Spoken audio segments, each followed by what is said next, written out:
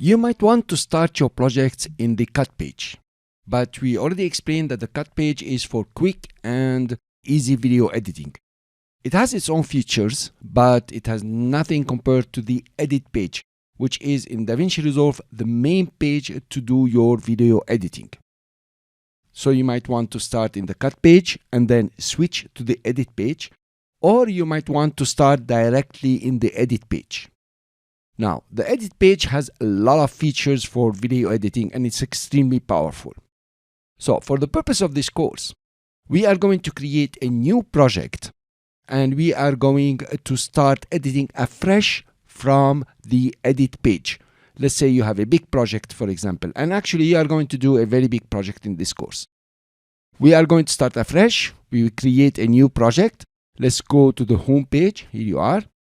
And I will right click and create a new project. And we call it Jumpstart. And we create our new project. So please come to the workspace now and choose Reset UI Layout. So we are starting afresh in the edit page, and in the next lecture, I will show you how to import your media using the media page. I'll see you then.